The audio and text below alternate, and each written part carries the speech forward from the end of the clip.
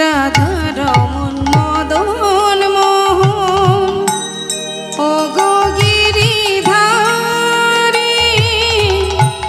নমস্কার, ধর্মের আড়ালে চ্যানেল থেকে আপনাদের সবাইকে আন্তরিক শুভেচ্ছা জানাচ্ছি।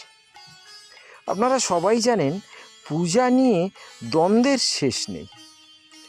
কেউ বলেন পূর্ব দিকে মুখ করে পূজা করো, পশ্চিম দিকে মুখ করে পূজা করতে নেই। কেউ বলেন যে উত্তর দিকে মুখ করে পূজা করতে নেই, কেউ বলেন দক্ষিণ দিকে মুখ করে পূজা করতে নেই।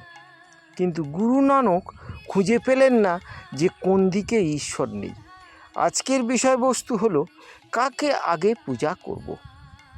আমরা যেসব পূজা করব, সেই কালী, লক্ষ্মী, দুর্গা, সরস্বতী যখন পূজা করি, তখন তো শুধু একজনকে পূজা করা হয় না, একজনের উপলক্ষে বহুজন দেবদেবীকে পূজা করা হয়। কাকে আগে পূজা করব? প্রচলিত বিশ্বাস অনুযায়ী আমরা জানি যে গণেশের আগে পূজা করব, কিন্তু কথাটা সঠিক নয়। আমরা গণেশের আগে পূজা করতে পারি না।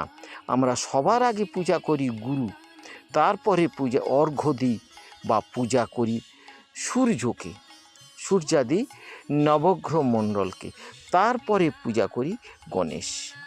আমাকে একজন প্রশ্ন করেছিলেন যে আমার বাড়িতে 3টে মন্দির আছে, তাহলে কোন মন্দিরে কখন পূজা করব।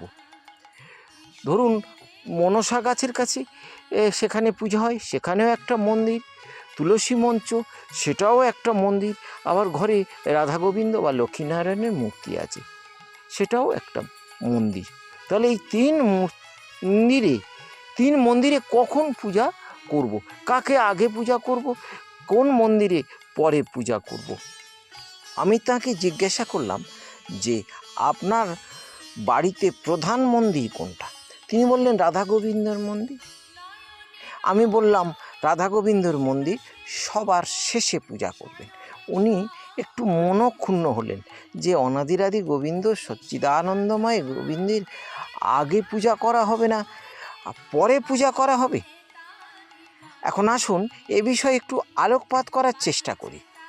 আধ্যাত্মিক জগতের সঙ্গে আমাদের এই জগতের কিছু মিল আছে। ধরুন আপনি বিয়ে বাড়িতে গিয়েছেন, বিয়ে বাড়িতে প্রধান কারা? বর এবং কনে, এরা প্রধান। এদের ছাড়া তো বিয়ে বাড়ি হয় না। কিন্তু আপনি খেয়াল করে দেখেছেন, এরা কিন্তু আগে খায় না, এরা সবাইকে খাইয়ে দেওয়ার পরে শেষে খাচ্ছে। আবার দেখুন, আপনি প্রধানমন্ত্রীর সভাতে গিয়েছেন বা মুখ্যমন্ত্রীর সভাতে গিয়েছেন, সেখানে গিয়ে কী দেখবেন? প্রধানমন্ত্রী আগে বক্তৃতা দিচ্ছেন বা মুখ্যমন্ত্রী আগে বক্তৃতা দিচ্ছেন? না, কখনোই দেন না। যাকে নিয়ে সভা, যিনি ওই সভার প্রধান ব্যক্তি, তাকে সবার শেষে আসরে তোলা হয়, বক্তৃতার জন্যে বলা হয়। তার আগে বিভিন্নজন তাদের বক্তব্য রাখে। ঠিক তেমন আপনার বাড়িতে কালী পূজা করছেন, শীতলা পূজা করছেন, নারায়ণী পূজা করছেন, মনসা পূজা করছেন, যে পূজা করেন না কেন, যে পূজাটা প্রধান সেই পূজাটা হবে সবার শেষে। কারণ সেই পূজার পরই আর কোনো পূজা হবে না। সমস্ত দেবদেবী পরে সেই যার পূজা, তার পূজা হবে।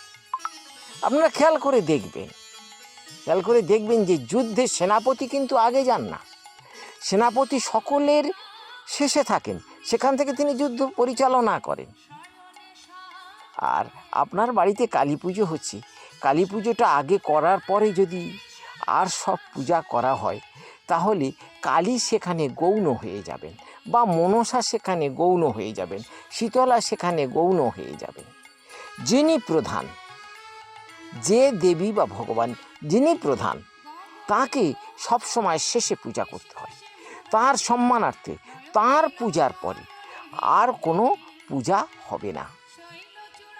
প্রশ্নের উত্তরটা আমি দেবার চেষ্টা করলাম। খুব ভালো করে বুঝুন, প্রধান ব্যক্তিদের সম্মান জানানো হয় সবার শেষে। প্রধান দেবদেবীর পূজা করা হয় সবার শেষে, কারণ প্রধান দেবদেবী পুজো করার পরে আর কোনো দেবদেবীর পূজা হবে না।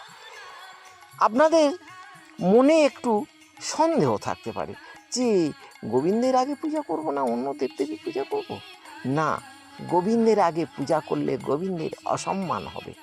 সর্বদেব দেবীর পরে তবে রাধা গোবিন্দ বা লক্ষ্মীনারায়ণ পূজা করবেন। এটাই হচ্ছে বিধি, এইটাই হচ্ছে নিয়ম। মনক্ষুণ্ণ শুধু হলে হবে না, অকারণে মনক্ষুণ্ণের কোনো প্রশ্ন নেই এখানে, বা কোনো মূল্য নেই।